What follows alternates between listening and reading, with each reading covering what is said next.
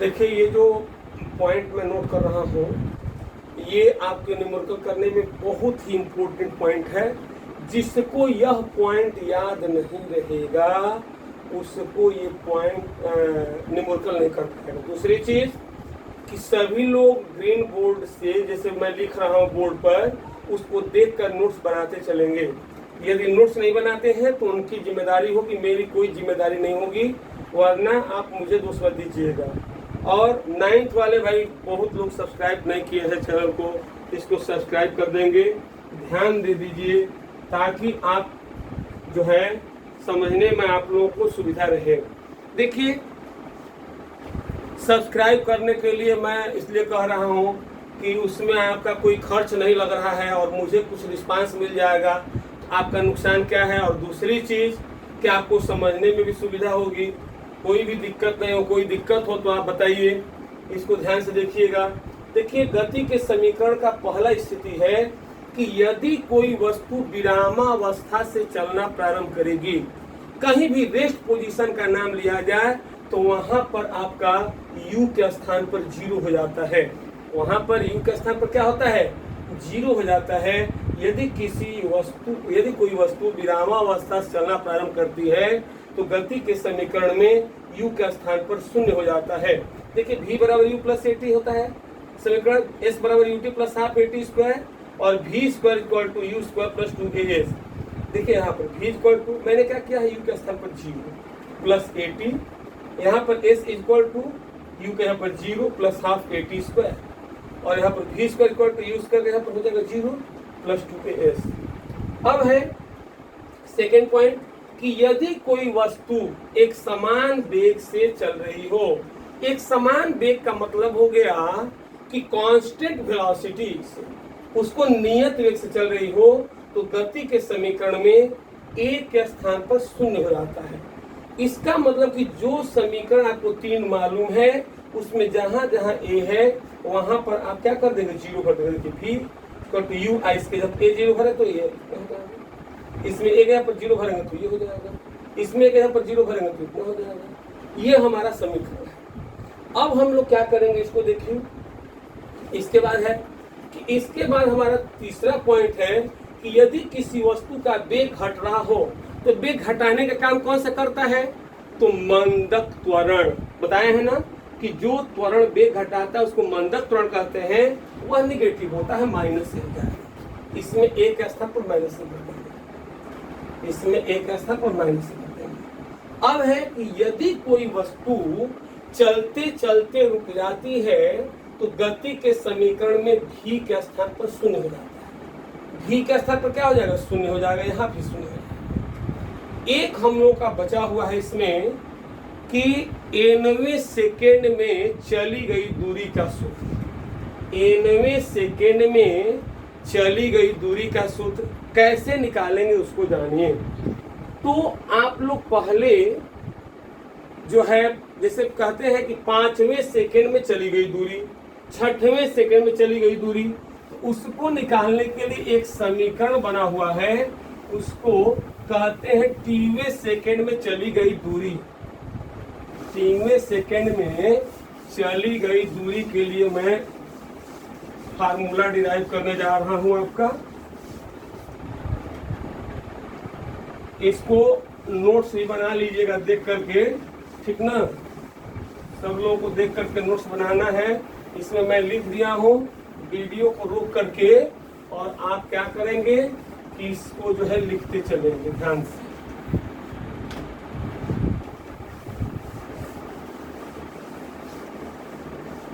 इसको देख करके जो है नोट करना है। देखिए कैसे,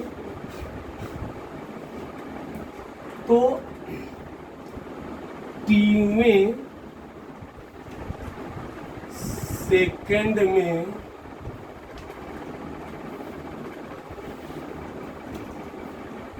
चली गई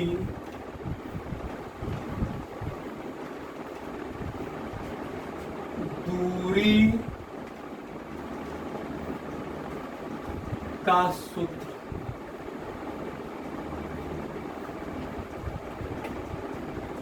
तीनवें सेकेंड में चली गई दूरी का सूत्र। टीवें सेकेंड में चली गई दूरी का सूत्र कैसे निकालेंगे उसको जानिए। तो पहले हम लोग टी सेकेंड में, अरे टी सेकेंड और टीवें सेकेंड में अंतर है, हाँ 5 सेकेंड में और 5वें सेकेंड में इसका अंतर है भाई। कैसे? 4 सेकेंड के बाद वाला जो समय होगा वो 5वां सेकेंड होगा, और 5 सेकेंड मतलब 5 सेकेंड पूरा होने के बाद का समय। तो ये हो गया टी सेकेंड में चली गई दूरी।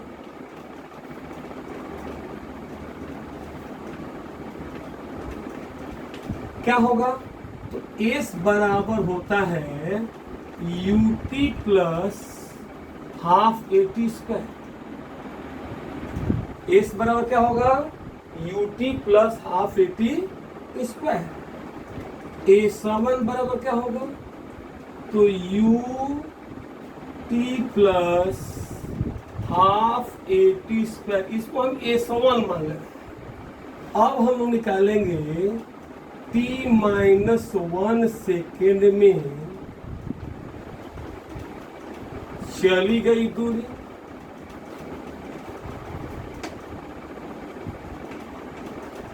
कैसे निकालेंगे? तो H2 बराबर देखिए, जहां पर t है वहां पर t माइनस 1 रख देंगे। तो u और t के स्थान पर t minus 1 plus 1/2 a t minus 1 का whole square. H2 equal to हो जाएगा ut माइनस u हो जाएगा प्लस 1/2 a।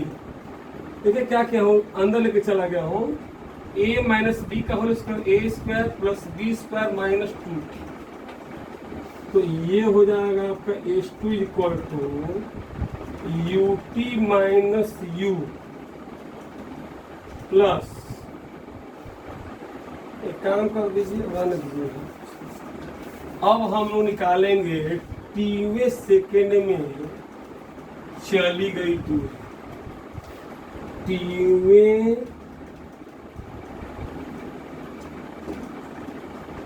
सेकेंड में चली गई दूरी।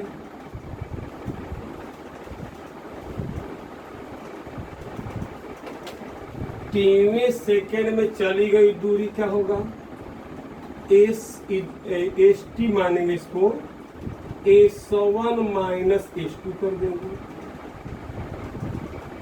A7 का मान देखिए इतना, ut plus half AT square minus, इसको हम क्या करेंगे, मजबूला कुछ में लिख दीजिए। ये हो जाएगा आपका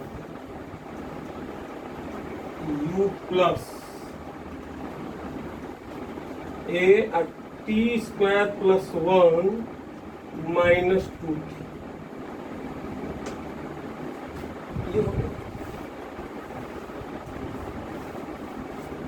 देखिए ब्रैकेट तोड़ दीजिए, u प्लस यूटी है ना, यहाँ पर यूटी है भाई, देखिएगा UT plus half AT square. अब देखिए यहाँ पर हो जाएगा आपका minus, minus UT minus you फिर प्लस 1/2 एटी स्क्वायर। देख रहे हैं 1/2 से गुणा कर रहे हैं, 1/2 इंटू 1 प्लस 1/2 हो जाएगा। फिर देखिए माइनस से गुणा कर देंगे तो 2 से 2 क्या हो जाएगा, कट जाएगा, 80 हो जाएगा, माइनस 80। मिला लीजिएगा कहीं मिस्टेक ना हो। देखिए 1/2 a into T square, 1/2 a into 1 और 1/2 a इंटू 2t, 2 से 2 कट जाएगा, a इंटू टी। क्लियर हो गया। सावधानी बरतनी चाहिए लिखने में। ये एस टी इक्वल हो जाएगा you T plus half AT square minus minus U T minus minus plus you minus 1/2 square minus 1/2 और माइनस माइनस हो जाएगा प्लस ए टी। अब देखिए कटने वाला कौन कौन कट रहा है, यूटी से यूटी कैंसिल हो गया और 1/2 ए स्क्वायर से 1/2 ए स्क्वायर कट जाएगा। अब बचेगा उसको देखिए एस टी कट हो जाएगा यू प्लस यहाँ पर हाफ ए टी 1/2 तो हम लोग कॉमन ले ले S T equal to U plus half A common लेंगे, तो कॉमन लेंगे तो इसमें भाग देंगे तो 2 से 2 कट जाएगा और 1/2 का 2 हो जाएगा 2t और माइनस इसमें भाग देंगे तो 1 यानी एस टी बराबर हो जाएगा u plus half A in bracket 2t minus S T equal to U plus half A 2t minus 1। देखिए मैं कुछ किया नहीं हूँ, पहले t सेकेंड में चली गई दूरी का फार्मूला आप जानते हैं, इसी को मैं a1 मान लिया। अब t माइनस 1 सेकेंड में चली गई दूरी कैसे निकालेंगे, तो जहां पर इस सूत्र में t है आपको वहां t माइनस 1 कर देना, u t के स्थान पर t माइनस 1 1/2 a उतार दिए, t के पर t माइनस 1 का स्क्वायर तो square u t minus u plus 1/2 a minus B का whole square square plus B square minus 2ab cut जाएगा। टी में सेकंड में चली गई दूरी एस टी बराबर क्या होगा s1 माइनस s2, s1 मतलब ये और s2 मतलब इतना माइनस कितना हो जाएगा। अब हम लिख देंगे इतना, अब माइनस की ब्रैकेट तोड़ दिए। अब देखिए कोष्ठ खोले हैं तो इतना उतार दिए इसको, अब इस ये से कट गया, ये इससे कट गया, इससे कट गया, तो u प्लस हाफ यानी u A T minus 1/2 a, तो u plus half a in bracket हो जाएगा 2t माइनस 1। यही हम लोग का गति का विशेष स्थितियां हैं। अब एक पॉइंट थोड़ा सा मामूली छोटा पॉइंट है, वृत्तीय गति ये है एक समान वृत्तीय गति, लास्ट टॉपिक है एक समान, उसके बाद लिख दीजिएगा एक समान वृत्तीय गति। देखिए एक समान वृत्तीय गति का मतलब है कि किसी निश्चित बिंदु से समान दूरी पर स्थित, नहीं गलत बोल दिया थोड़ा सा, कि परिभाषा बोलेंगे कि यदि कोई कण किसी निश्चित बिंदु के चारों ओर वृत्ताकार पथ पर एक समान चाल से चलता है तो कण की गति एक समान वृत्तीय गति कहलाती है। क्या बोलेंगे आप परिभाषा में कि यदि कोई कण किसी निश्चित बिंदु के चारों ओर वृत्ताकार पथ पर एक समान चाल से चलता है तो इस गति को एक समान वृत्तीय गति कहते हैं। एक समान वृत्तीय गति किसे कहेंगे, तो यदि कोई कण एक समान चाल से वृत्ताकार पथ पर चलता है तो इस गति को एक समान वृत्तीय गति कहते हैं। यही परिभाषा है। ये आपका चैप्टर समाप्त हो गया। अब हम लोग को न्यूमेरिकल करना है। इसको आप लोग फेयर बना करके और मेरे व्हाट्सएप नंबर पर उस दिन शाम के समय भेजेंगे। व्हाट्सएप नंबर मैं नोट कर दे रहा हूँ आपको, 94 15 19 5309, और मेरा मोबाइल नंबर जो है आपका है 99 19 35 69 09। ये दोनों नंबर मेरा है, ये व्हाट्सएप नंबर है और ऊपर वाला मोबाइल नंबर है। कभी बात हो सकती है, कोई भी दिक्कत हो आपको पूछ सकते हैं आसानी से। चैनल को जरूर सब्सक्राइब करें, सब्सक्राइब करेंगे तो आपको लाभ मिलेगा। तुरंत लोड होते होते आपके यहाँ पहुँच जाएगा सूचना कि यह वीडियो लोड हुआ है, यह जो है आपको पढ़ाया गया है। आगे हम लोग अब न्यूमेरिकल करेंगे। न्यूमेरिकल आपको तभी आएगा जब ये पूरा फार्मूला, पूरा डेरिवेशन आपको आते रहेगा। जब तक थियरी का कंसेप्ट क्लियर नहीं होगा तब तक न्यूमेरिकल आपको किसी कीमत पर नहीं आएगा। तो इसलिए आप क्या करें कि सबसे पहले इसको पढ़ लें मेहनत करके, इसको याद करें और उसके बाद अगले क्लास में हम लोग न्यूमेरिकल करेंगे।